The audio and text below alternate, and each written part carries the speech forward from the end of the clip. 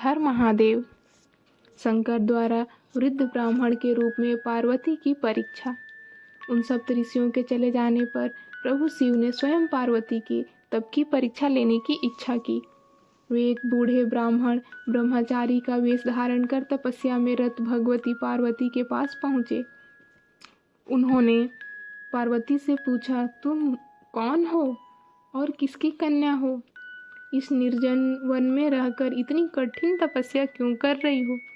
पार्वती ने अपना परिचय देते हुए ब्रह्मचारी को अपना पूर्ण वृत्तांत सुनाया और कहा कि बहुत समय तक कठोर तपस्या करने के बाद भी मुझे मेरे प्राणवल्लभ सदाशिव प्राप्त नहीं हुए। इस कारण अब मैं अग्नि में प्रवेश करूंगी। इस प्रकार कहकर पार्वती जी ब्रह्मचारी द्वारा निषेध करने पर भी अग्नि में प्रवेश कर गई, परंतु उसी समय अग्नि चंदन के समान शीतल हो गई। ब्रह्मचारी ने पार्वती से फिर पूछा, तुम अपनी तपस्या का कारण सत्य सत्य बताओ। पार्वती जी ने कहा, मैंने मन वचन और कर्म से शंकर जी को ही पति भाव से वरण किया है। मन की उत्सुकतावश मैं यह कठोर तप कर रही हूँ। उस ब्राह्मण ब्रह्मचारी ने पार्वती की बात सुनकर भगवान शंकर की घोर निंदा करनी प्रारंभ की। भगवान शंकर को अवगुणों की खान सिद्ध करने का प्रयास करते हुए पार्वती को उनसे विरत होने का बार बार परामर्श दिया।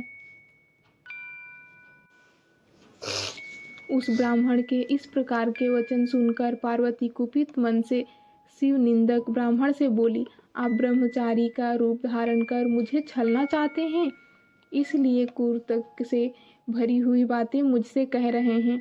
वे सदाशिव निर्गुण ब्रह्म हैं और कारणवश सगुण हो जाते हैं।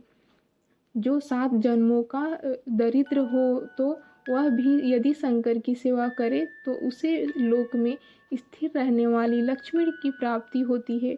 जो पुरुष शिव तत्व को न जानकर शिव की निंदा करता है, उसका जीवन पर्यंत संचित किया हुआ पुण्य भस्म हो जाता है।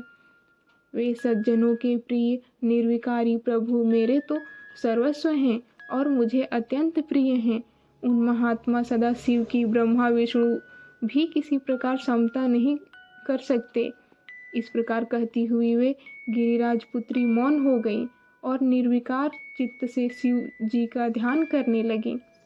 उन शिव ने जैसा पार्वती ध्यान कर रही थी उसी प्रकार का अत्यंत सुंदर रूप धारण कर उन्हें दर्शन दिया और पुनः पार्वती से वे शिव कहने लगे, हे दृढ़ मन वाली, मैंने तुम्हारी अनेक प्रकार से परीक्षा की, मेरे इस अपराध के लिए क्षमा करो।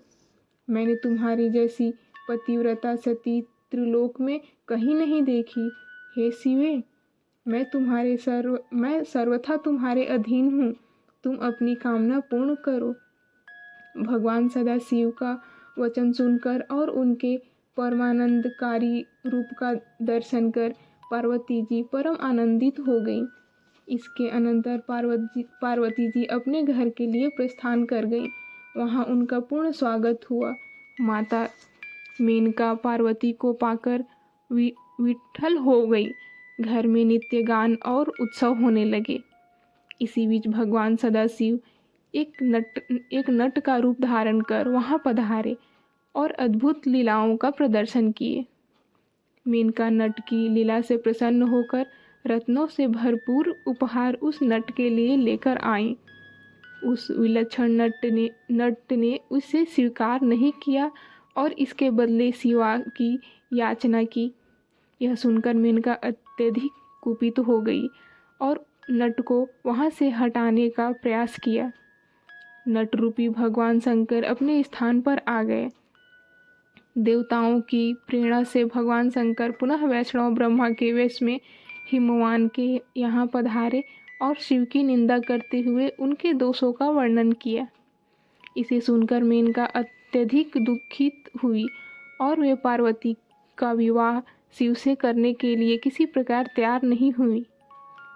इधर भगवान शिव को इस बात का पता लगा तो उन्होंने अरुंधति सहित सप्तऋषियों को बुलाया और मेनका के पास जाकर उन्हें समझाने की आज्ञा दी।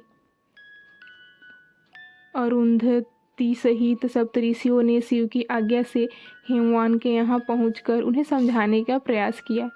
हिमवान ने कहा कि एक वैष्णव वेशधारी ब्राह्मण ने आकर मेनका के समक्ष शिव के दोषों का वर्णन करते हुए उनकी अत्यधिक निंदा की। इसे सुनकर मेना नाराज होकर कोप भवन में चली गई हैं।